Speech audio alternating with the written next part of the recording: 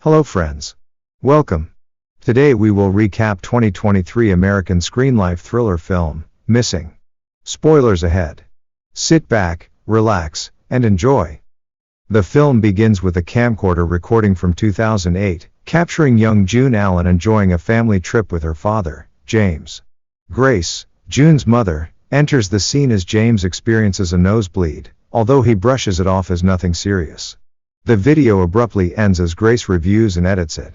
A montage reveals that James ultimately passed away from a brain tumor, leading June and Grace to receive condolences and subsequently relocate from Texas to Van Nuys. In the present day, June and Grace have a strained relationship, with June perceiving her mother as nagging and constantly critical. Grace is involved with Kevin Lynn, and they plan a trip to Colombia. Kevin tries to engage June in conversation, as he will be updating her on their trip, and Grace sends a loving text message that June only responds to with a thumbs up emoji. Despite this, June continues to mourn the loss of her father. Once Grace and Kevin depart, June makes plans with her best friend, Vina, to enjoy her time alone by partying. Kevin sends pictures of himself and Grace from their trip, but June primarily focuses on partying, with occasional check-ins from Heather, a friend of Grace who is a lawyer. On the day of Grace and Kevin's scheduled return, June goes to the airport with a humorous sign to welcome Grace back, making a playful reference to prison. However, she ends up waiting for an extended period, long after the other passengers from the same flight have arrived and collected their luggage. Concerned, June contacts the hotel and, with the help of a translator, discovers that two Americans left when Grace and Kevin were supposed to depart, leaving all their belongings behind. When June asks about accessing the security footage, she learns that it will be overwritten within 48 hours. To access the hotel's security footage, June searches for an affordable worker in Colombia through the Go Ninja platform. She meets Javier Ramos, known as Javi, and pleads with him to assist her. Although Javi cannot access the footage, he overhears someone mentioning that Kevin visited a hardware store in Getsemani. Javi begins searching for further leads, while Heather helps June contact FBI agent Elijah Park for assistance in finding Grace. June and Vina manage to obtain Kevin's passwords and access his emails. They discover blocked emails from various women referring to him by different names.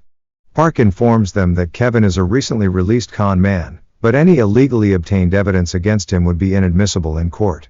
They also uncover Kevin's contact with a woman named Bunnacakes, real name Rachel Page, who has been missing for 2 weeks according to her colleagues. Javi contacts June with an update, revealing that he visited multiple hardware stores and found the one Kevin had visited, but all he purchased was a lock. Through further research, June learns that Kevin visited a bridge known for couples placing lovers' locks. Investigating Kevin's online presence, she discovers that his previous location before Colombia was an isolated house. June contacts the phone number associated with the link and speaks to a man named Jimmy, who discloses that Kevin sought him out for redemption and absolution of his past crimes. Exploring Kevin's dating apps, June discovers that he met Grace through these platforms, and they had a strong connection, although Grace hinted at a secret from her past, which she shared with Kevin privately. Park contacts June and shows her footage that seemingly depicts Grace and Kevin after their visit to the bridge, where Grace apparently accepted Kevin's marriage proposal. Masked men appear, pulling Grace and Kevin into a van. Park promises to investigate, but news of Grace's disappearance spreads nationwide. The town organizes a search for Grace, as it is believed she never left Los Angeles. Complicating matters, it is revealed that the pictures Kevin sent were not of Grace but of Rachel, strategically obscured to deceive June. Rachel is arrested but released on bail as a cooperating witness, confirming that Grace's kidnapping was staged. Park declares Grace not a suspect but leaves all possibilities open. June confides in Javi about her concerns regarding her mother, as the revelation of Grace using different names and having a sealed court case file raises suspicion. Javi reassures her, emphasizing their fortune in having each other. In Kevin's emails, June finds a link to an encrypted messaging app that allows her to communicate with someone in Kevin's contacts. To her surprise, the number belongs to Heather, leading June to suspect Heather's involvement in her mother's disappearance. Using an Apple Watch left at her house by a classmate, June records herself as she confronts Heather in her office, seeking answers. Upon arriving at Heather's office, June finds signs of a struggle, including a broken necklace, and eventually discovers Heather's lifeless body in a closet.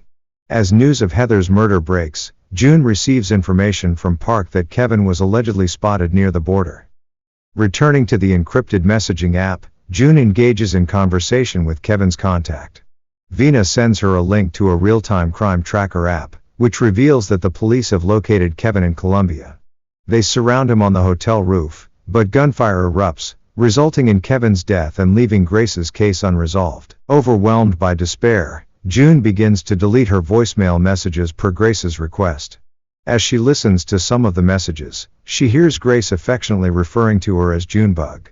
Inspired, June uses this nickname as a password to access Grace's emails.